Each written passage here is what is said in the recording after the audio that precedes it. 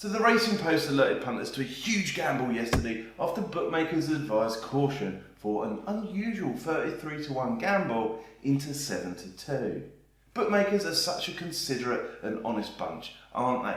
But was it a Barney Curley style gamble, or was it a case of, as he would say, "Yous are promoting a farce. Nobody ever says the truth." So I'll give you my take on it, because at 2:22 in the afternoon, the Racing Post put out this tweet where they state clearly that 33-1 into 7-2 favourite, 925 days since the trainer's had a winner, and a horse's peak rating of 51 on the flat of the Racing Post ratings. They also go on to say that it's an unusual gamble that has seen a horse slashed into 7-2. If we click through onto the link and look at the article itself, it gets a little bit confusing, because they're saying that bookmakers and Bet365 traders in particular are warning that this is unusual behaviour and to add an air of caution. They also say that this is a result of a weak market, which obviously it would be at Kempton at 8:30 in the evening anyway, but they're saying that this is more a product of a weak market than an actual gamble, almost trying to warn people off from betting on it. But, you know, is it a double bluff? I think that there's no question that people reading this article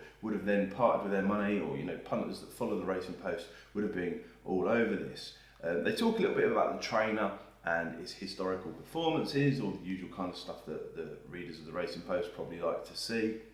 And they go on to say that Bet365 had it available at 33-1 when the market opened.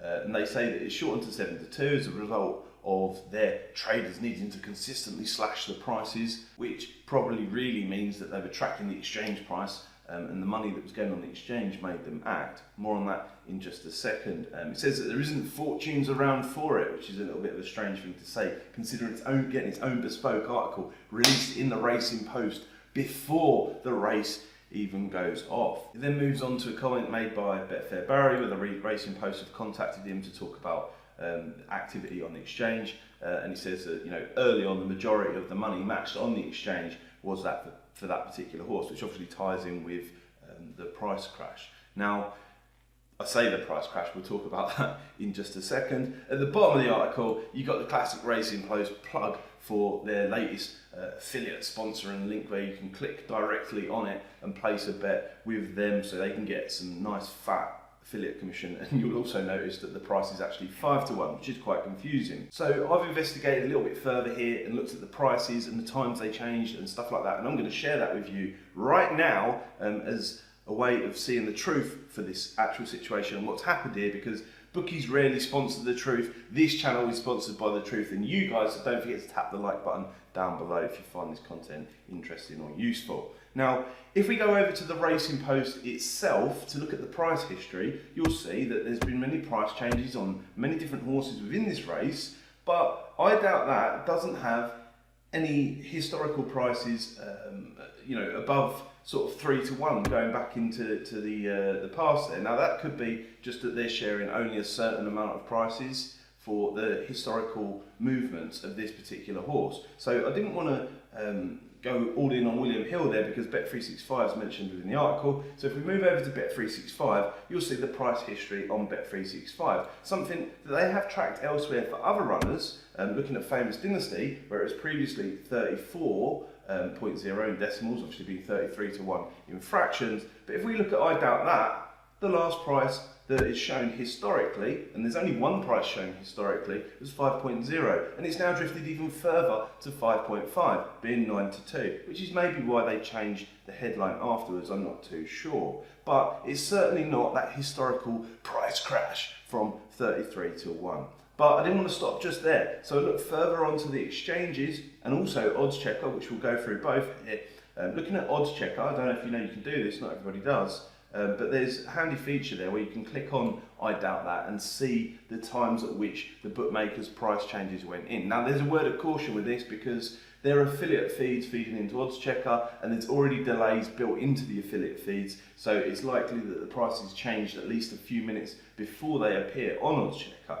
But if we go down the historical price changes that are tracked here for I Doubt That, you'll see that hours and hours and hours before the price was already extremely short. In fact, if we go all the way to the morning shows, down at around about 10:30, 10 AM, you'll see that the price was around about 5 to 1, 4 to 1, sort of looking at seeing even 10 to 3. So the price was extremely short in the morning live shows. If we go back beyond that into the early hours, you'll see that the highest price that you'll find back at around about 3 in the morning, 4 in the morning, was actually 16 to 1. And even the previous day's closing prices were 20s and 18s. Now that doesn't actually mean that the bookies have taken any money at this price, because we know, as per previous videos, that they only take a certain amount of money, particularly early on and from shrewder accounts, typically 10 quid, 20 quid here and there. They certainly won't lay a bet anymore. They're more accountants that are tracking what people's activity are doing and then restricting them if they are taking value. And by the way, if you were to back this at a higher value than the starting price, it's highly likely that your account would have been reviewed for restriction. But where's this 33 to 1 that they mention in the headline? I mean, it makes a great headline, gets everybody diving on it, and I'm sure afterwards that, you know, should the horse win, they're going to scream from the rooftops that they've done a great favour for all the punters here. Where's this 33 to 1? Because at the end of the day, price is the only thing that matters. So once more, I didn't want to just rely on odds checker. I didn't want to rely just on Bet365 that were featured in the article, or even William Hill, their super sponsor in the Racing Post there. So we had a look at the exchanges ourselves. Looking at the traded volumes, and this is around about an hour before the start of the race, I doubt that price history shows that the highest amount of money that was actually traded at large prices was pence at a price of 31.78, and also, this is in decimals,